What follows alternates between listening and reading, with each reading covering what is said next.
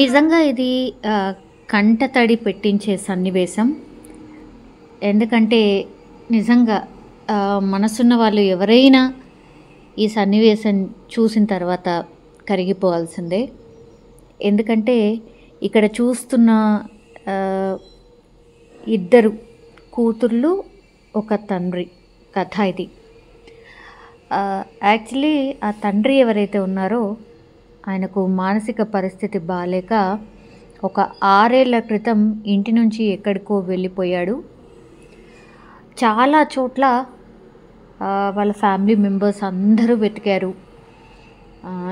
మతిస్థిమితం లేదు కాబట్టి ఆయన ఎక్కడికో వెళ్ళిపోయాడు. సో ఫ్యామిలీ మెంబర్స్ చాలా రోజుల పాటు వెతికారు.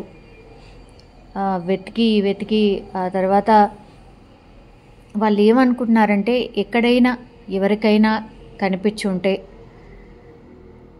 ఏదైనా ఆశ్రమంలో తీసుకెళ్ళి ఎవరైనా పెడితే అక్కడైనా దొరుకుతాడేమో అనే ఒక చిన్న ఆశతోని వీళ్ళ ఫ్యామిలీ మెంబర్స్ ప్రతీ నెల ఏదో ఒక ఆశ్రమంలో అన్నదానం అట్లా చేస్తూ ఉండడం అలవాటు.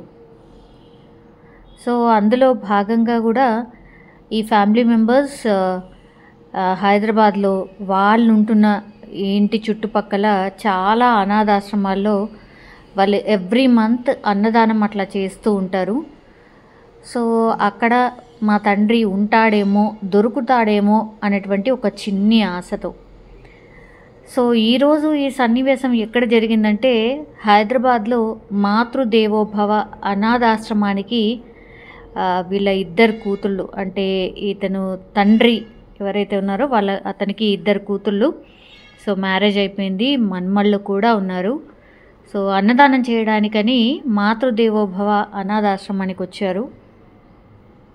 అప్పుడు అసలు వాళ్ళు ఊహించి కూడా ఉండరు. ఒకలాగా ఒక షాక్ అనుకోవచ్చు, సంతోషం అనుకోవచ్చు, అన్నీ అనుకోవచ్చు. ఒక్కసారిగా 130 మంది ఉన్నారు ఆ అనాథాశ్రమంలో. ఆ 130 మందిలో ఒక పర్సన్ వాళ్ళ నాన్న. ఒక్కసారి వాళ్ళ సంతోషం చూడండి, వాళ్ళ బాధ చూడండి. అసలు వాళ్ళ తండ్రి గుర్తుపట్టట్లేదు. అంటే మతిస్థిమితం కోల్పోయి ఒకటి, అండ్ తర్వాత చాలా ఏళ్ల తర్వాత కూతుళ్ళు నాన్నను గుర్తుపట్టి నాన్న దగ్గరికి వెళ్ళి హగ్ చేసుకునే ప్రయత్నం చేస్తే అతను భయపడుతున్నాడో మరి ఏంటో తెలియదు. బట్ కొంత గుర్తుపట్టాడు, కొంత గుర్తుపట్టట్లేదు.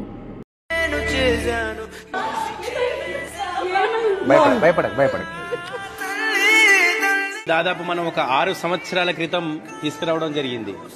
సో తీసుకొచ్చిన తర్వాత వారి కూతుర్లు ఎవరైతే ఉన్నారో దివ్య గారు, లావణ్య, వారిద్దరు కూతుర్లు.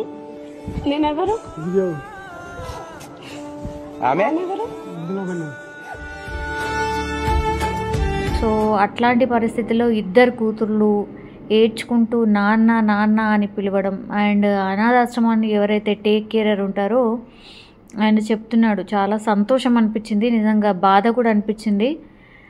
మతిస్థిమితం కోల్పోయి పాపం వాళ్ళ నాన్న తప్పిపోయి మా అనాథాశ్రమానికి చేరుకున్నాడు, మేము చాలా బాగా చూసుకున్నాం.